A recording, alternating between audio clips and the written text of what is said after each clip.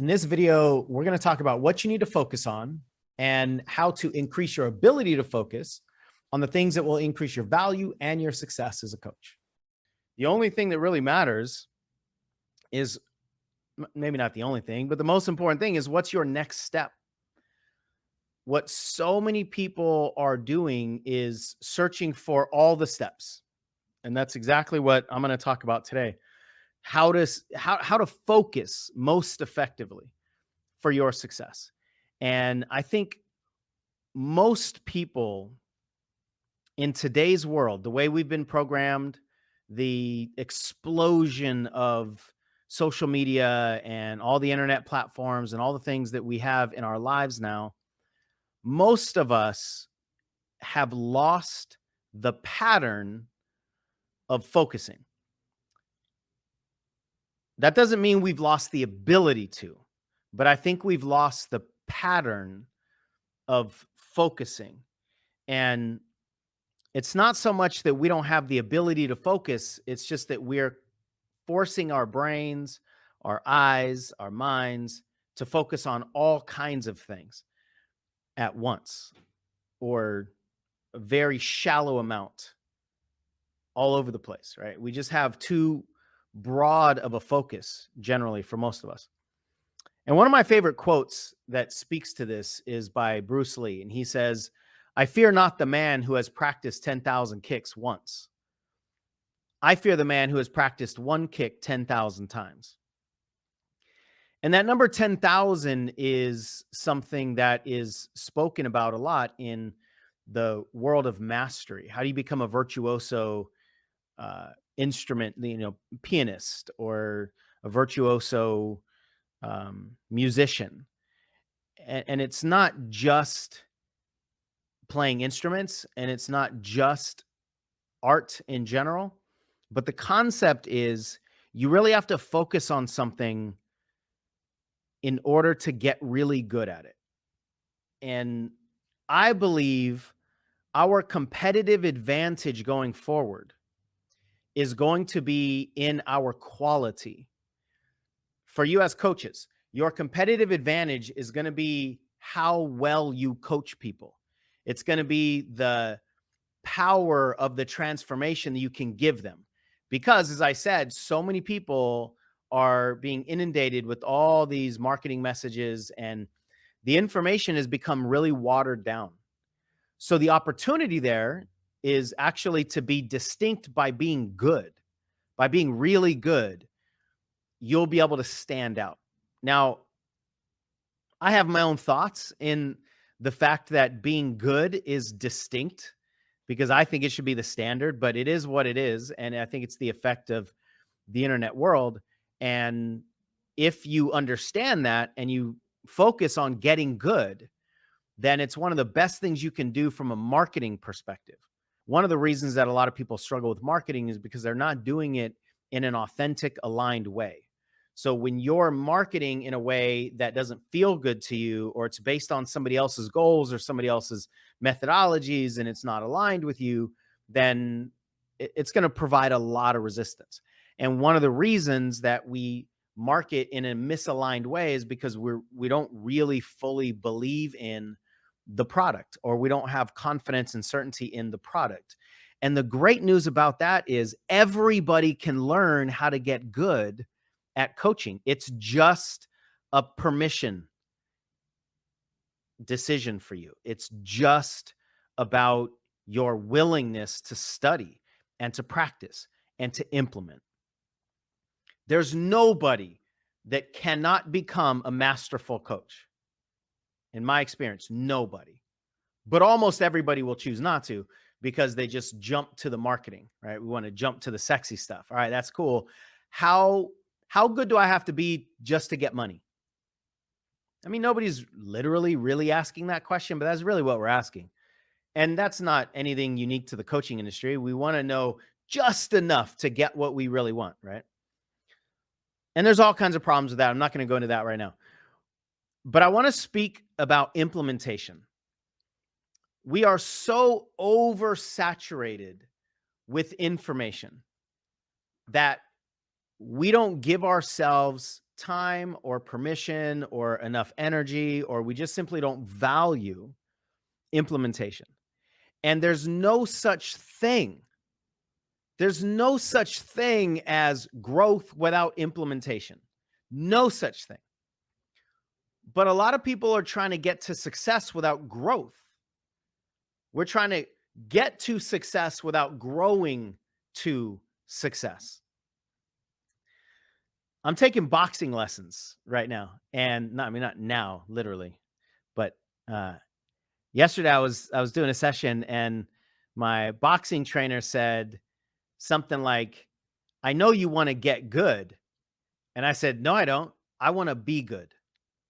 I don't want to get good. That's the messy part. That's the uncomfortable part. Because I'm dealing with a lot of growing pains, and I'll share more of that later at another time.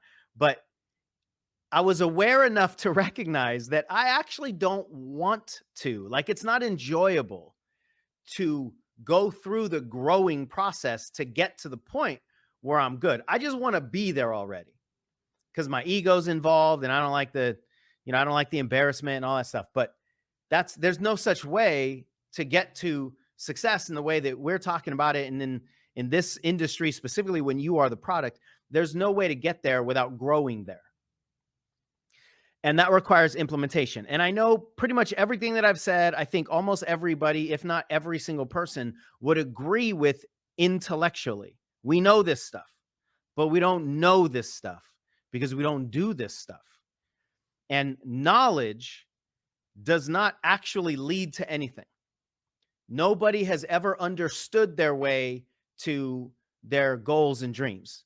Nobody has ever informed their way to goals and dreams. We can only act our way.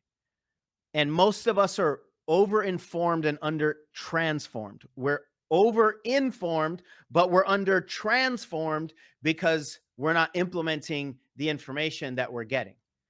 And I think it's because we overvalue information. Information is the safe stuff. If I have a little bit of insecurity or a lot of bit of insecurity about who I am, then it's easy to hide behind the safety of information. If I can impress you with information, you might not actually see the person behind the information. But you know what? That's all they care about.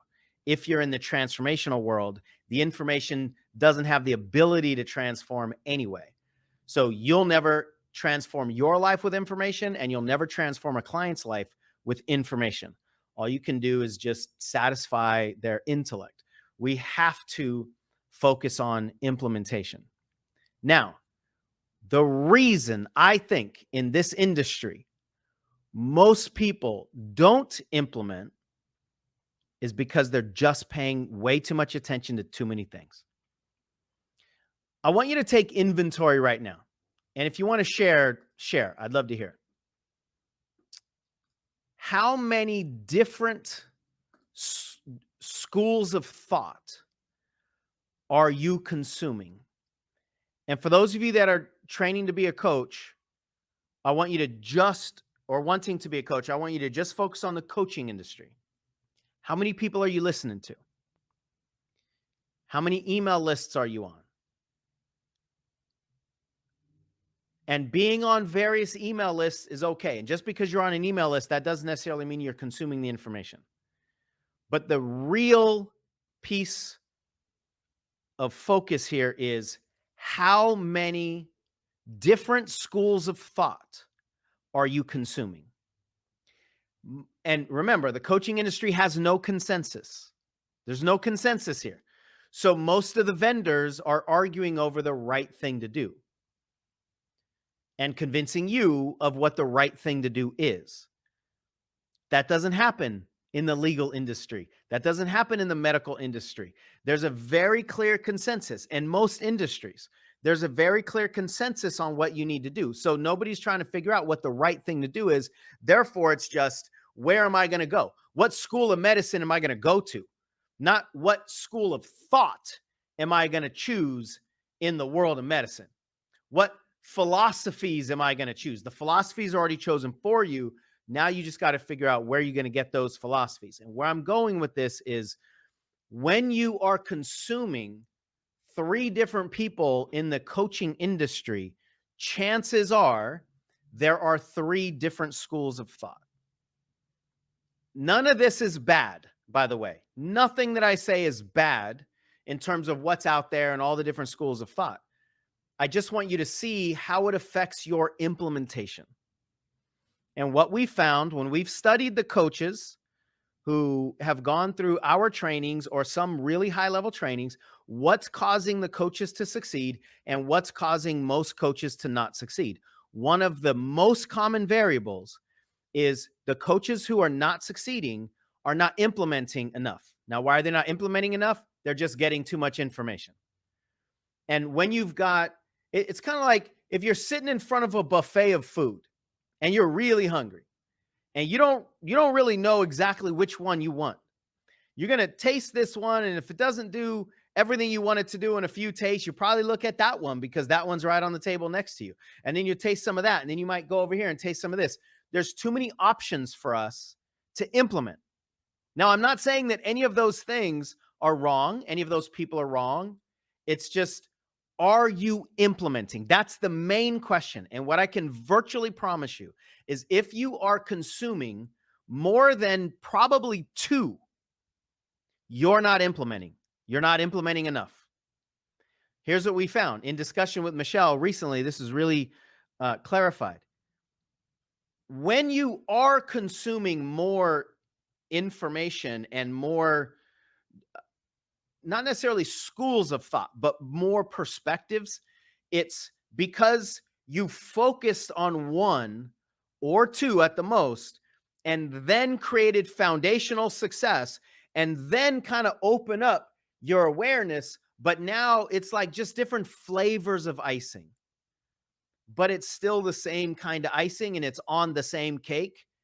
Whereas before you get to that stability level and then to the success level, if you're in survival, chances are you're just, it's like trying to learn how to swim and you've got 5 different people yelling at you 5 different things. And you try one and it doesn't work, and you try one and it doesn't work, and you try one and it doesn't work. The abundance of information available is one of the things that is causing us to not implement because there's so much information. And what happens is most of us will try something. It doesn't produce the immediate results that we want. So then we move on to something else. And if this is landing for you, if this is real for you, let us know, because this is the way most people are experiencing their information. It becomes noise. It becomes distractions. The more information we have, the more potential distraction that we have. And we have, if you own a cell phone, you'll never need more distractions than this thing right here. This has all the distractions the human mind could ever need in order to make sure that it doesn't get what it wants in life. So my suggestion to you is choose one school of thought. That's either one person or one organization. And put your blinders on and implement the hell out of that information. Because there's really only one way for you to tell if the information's aligned for you or not. Full, all-in implementation. All in. I want you to imagine you've got 10 horses on the line, like lined up, and you've got to get these 10 horses to 1,000 yards away from you, right? You got to get them there, but only one of them will actually get you there. If you don't know which one is actually going to get you there, what you don't want to do is hop on one and take a few steps and then jump off and hop on another and take a few steps and jump off, hop on another and take a few steps. Get on one and see if it goes. And if it doesn't, then come back and choose another one and go all in on this horse and see if it goes all the way. And then come back.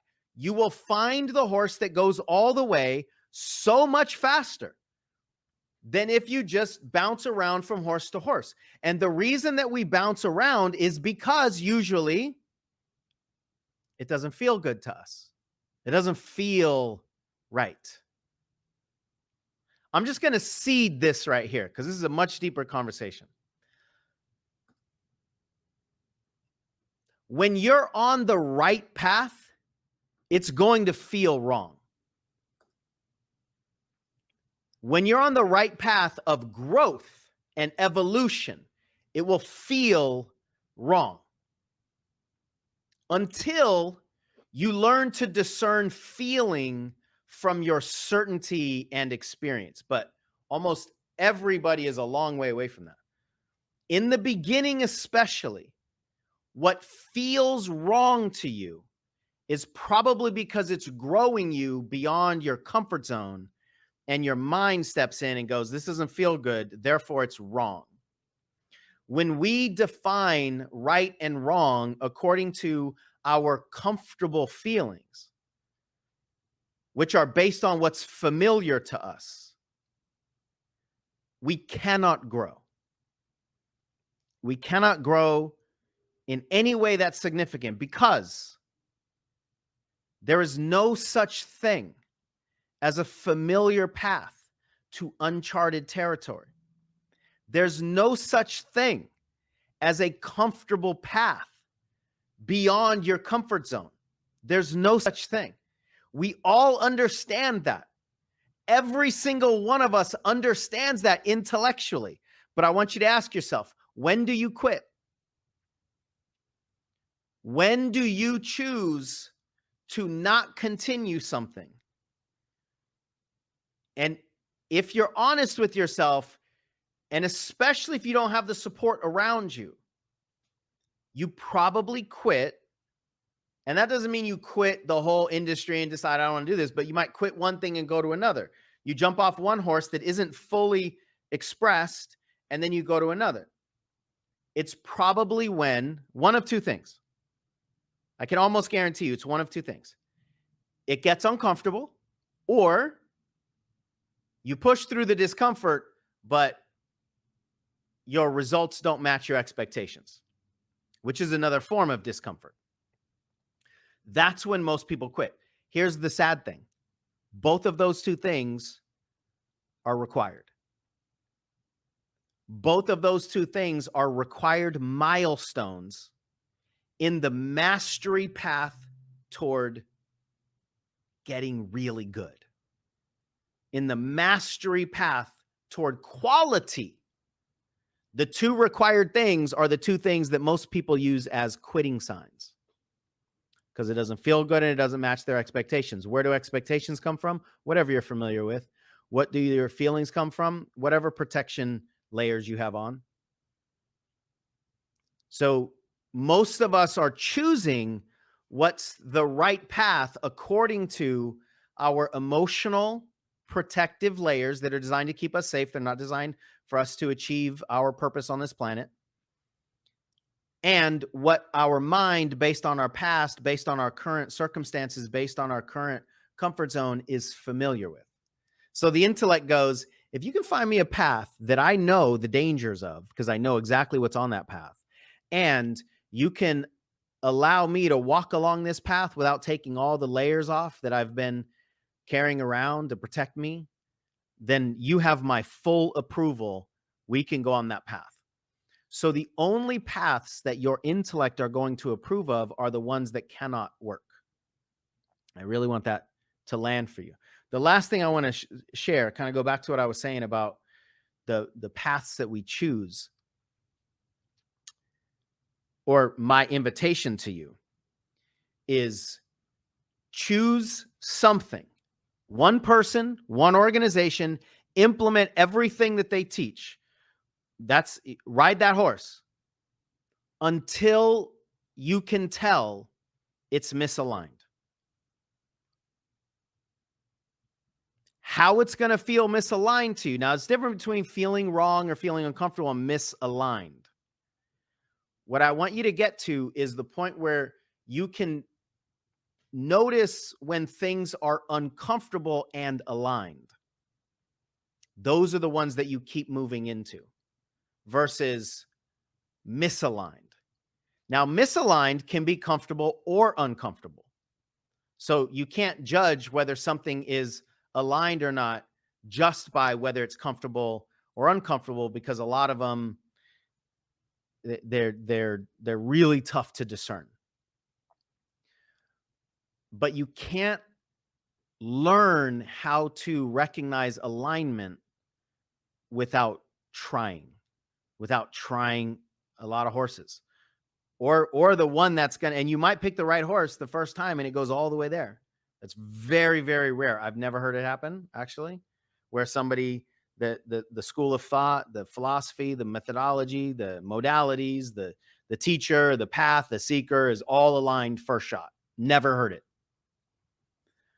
But that's almost everybody's expectation, right? What's the right thing for me to do that's going to take me all the way, into the sunset? So my invitation to you is remove the distractions that are pulling you away from implementation. More information is horrible when you're not implementing what you currently have. So let me say that again. If you already have horses in the stable and you're not riding them, don't go get more horses. That's not going to help. If you're not currently implementing the information that you have, which is probably good enough to 10x your results, all the information you currently have is probably good enough to 10x most of your results. So if you're not implementing that, we got to work on your implementation, not your information. Because if you're not implementing what you currently have, getting more of what you're not implementing is not going to allow you to implement it. It's not an information problem. It's an implementation problem. Now, if you like this video, check out that video right there where I'm going to break down the 6 marketing laws, not rules, to succeed as a coach. They'll give you a blank check and say, you put the dollar amount on. I don't care, because I want that thing so bad. And when you get their perspective,